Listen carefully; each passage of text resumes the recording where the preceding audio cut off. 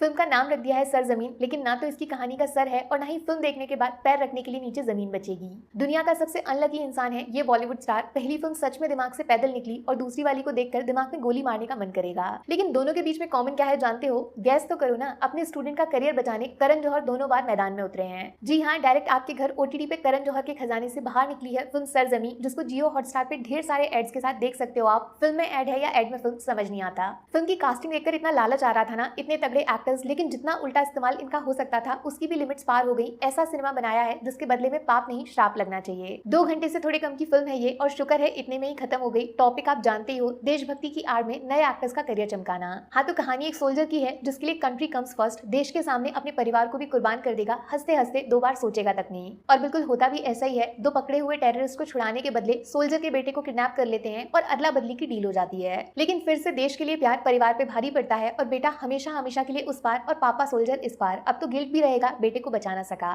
फिर किस्मत इनके साथ अजीब सा खेल खेलती है जब कुछ सालों बाद बॉर्डर के उस पार से इस पार कुछ छोटे लड़के आते हैं, जिनमें से एक का नाम इनके बेटे से मैच कर जाता है। क्या सच में फौजी का बेटा अपनी मौत को हरा के फिर से परिवार में वापस लौट आया है? यकीन करना मुश्किल है, लेकिन धर्मा की फिल्मों में ऐसा होता रहता है, मामूली बात है। लेकिन अचानक से वक्त बदल जाता है, जज्बात घूम जाते हैं जब पापा सोल्जर अपने हाथों में बंदूक उठा के अपने वापस लौटे बेटे के सर पे तान देते हैं। माँ काजोल बीच में आके जब सवाल करती है तो कुछ ऐसा सुनने को मिलता है जो फिल्म को सेकंड हाफ की तरफ आगे ढकेल देता है। ये तुम्हारा बेटा नहीं है, कोई बहरूपिया उसी नाम के साथ वापस लौट आया है एक नए मिशन के साथ। वो मिशन क्या है, कैसे पूरा होगा, किसे पूरा करना होगा, बस ये सब पता लगाने में फिल्म अपनी आखिरी मंजिल तक पहुंच जाती है और आपका दिमाग का दही कर जाती है। फिल्म के बीच में एक बहुत बड़ा ट्विस्ट बोलूं या फिर इलेक्ट्रिक शॉक डालने का ट्राई किया है, बहुत कूल बनके, लेकिन इतना इलॉजिकल है वो, जिसने फिल्म को फूल बना दिया। हिंदी वाला नहीं, इंग्लिश वाला। शक तो पहले से ही था जब इतनी बड़ी स्टार कास्ट होने के बावजूद फिल्म को चुपचाप थिएटर की जगह ओटीटी पे डाल दिया, बिना किसी प्रमोशन, बिना किसी पीआर, किसी को कानो कान खबर तक नहीं लगने दी। और जब फिल्म देखी तो अच्छे से समझ आ गया ऐसा क्यों किया गया। एक अच्छे आइडिया को किस तरह बुरी फिल्म में बदलना है, उसका परफेक्ट एग्जाम्पल है ये सिनेमा।